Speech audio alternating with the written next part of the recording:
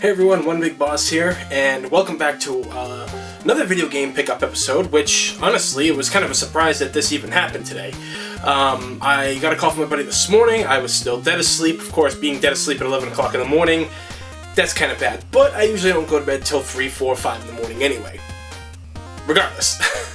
It was a good day. I didn't expect to get as much as I thought I was going to get. So yeah, let's just start off. We'll start off with the small things first.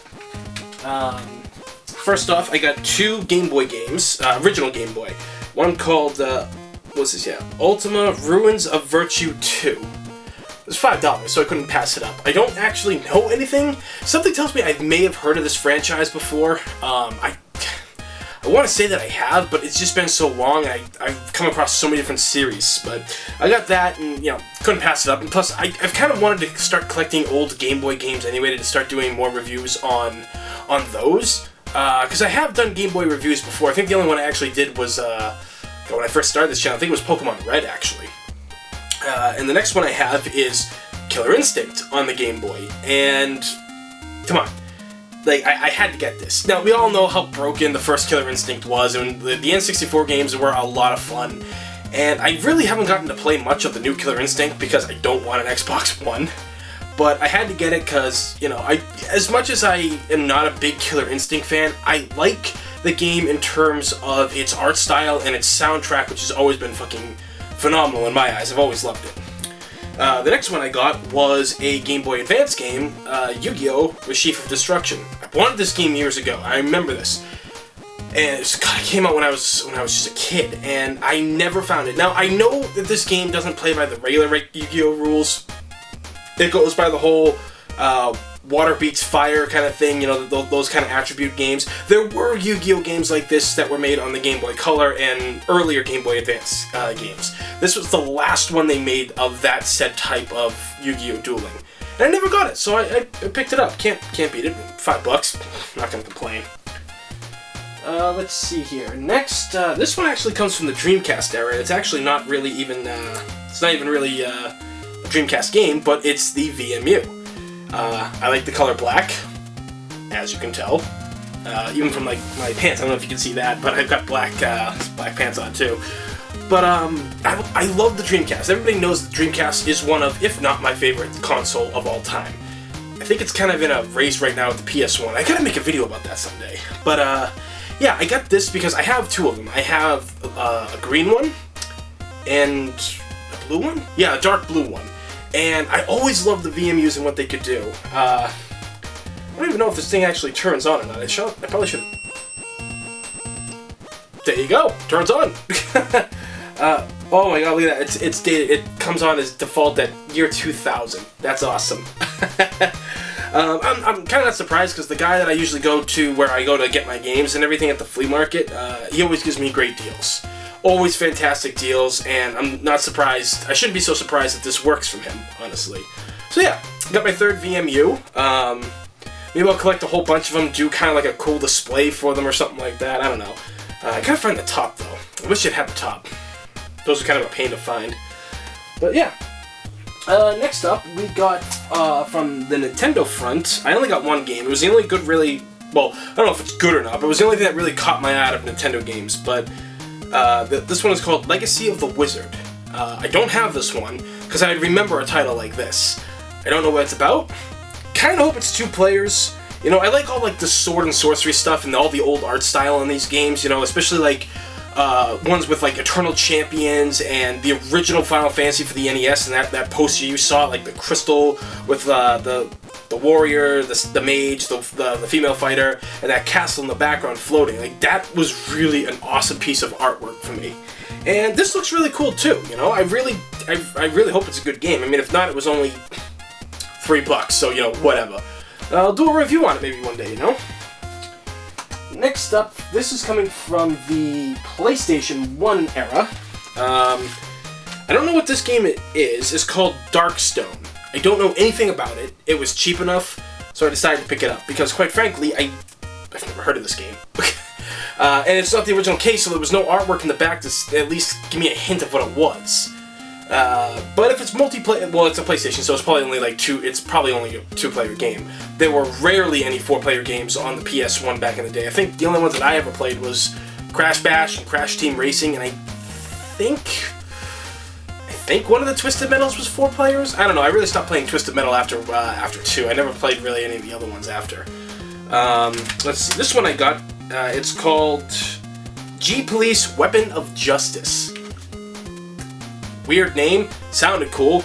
Looks pretty interesting. Maximum firepower, 0 tolerance. Sounds like it's something out of a Schwarzenegger or a Stallone movie or something like that.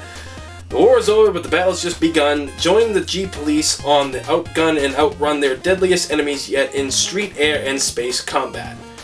So it looks like it's some kind of vehicle piloting thing or something. Hopefully it's good. If anything, it was $7, so big whoop if it's not. Next on this list, oh yeah, we already got through that one. The last one on the PlayStation 1 is one that I did not expect to see, and that is Dynasty Warriors. The first Dynasty Warriors, honestly, and it looks like it's a fighting game. I didn't know Dynasty Warriors was a fighting game at first. I've known the Dynasty Warriors series since the PS2 era, and all the ones I played was just you choose one character and you go around and you just beat the crap out of waves of enemies, you know? So, yeah, cool, I got myself a fighting game. That's awesome. It had the Dynasty Warriors name, so I picked it up. The guy was selling for $15, but still, very good pickup, good price and everything. And I mean, it looks like it's got like Tekken-like graphics and everything. So hopefully it'll be fun. Maybe we'll do a let's play of this. Next up on the list, which was a game that I realized after I bought that I already had, but it's a different box, and it is Sonic the Hedgehog 3. Sonic the Hedgehog 3 is probably one of my favorite Sonic games of all time, if not my favorite.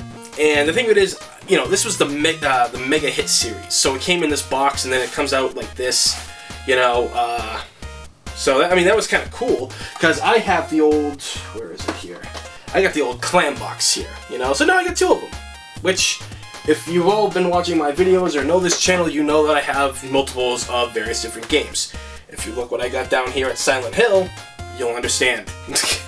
But I was happy to get this, because, how often do you find things in boxes these days? Especially the older games like N64 and Sega Saturn and Super Nintendo games, and even NES games and stuff like that, So I think this is really cool. I like it. It's a little worn down here at the bottom, You can just take it off a little bit. But other than that, everything on it is, in really good condition, not really dinged up or anything.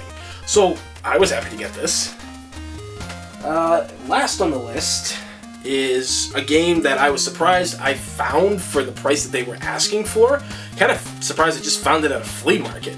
But it's not, and I think given what's coming out very soon for this franchise, I think this is pretty good. And it is none other than Fatal Frame 3. And I got it for $25. Well, technically everything I bought together was all at one massive price and everything like that, so I got a huge deal. I think off my total purchase I got $35. Like I said, known the guy for a long time, so I get my deals. But Fatal Frame 3, when I saw it there, I'm just like, I need that. Because I have Fatal Frame 1, I don't have 2, or anything like that. And 2 was Curse of the Crimson Butterfly. But I don't have this, and I'm glad I do now to add into the collection, because this thing goes from anywhere from $30 to $60 to $70, $80 on eBay. I've seen it because I've wanted it and I didn't feel like paying $80 for it, But the Fatal Frame series is really good, and with the new one coming out, what is it, Maiden of the Black Water, I think it's called. And damn my friends over in Europe, damn you all to hell for getting the special edition that you're getting, because I don't think we get jack shit with it. Figures. Just like, you guys got the cool special edition Bayonetta 2. Still mad at you assholes for that. Not one of my English friends decided to go out and buy that for me. That's a different video for another time, though. Have a personality swap here.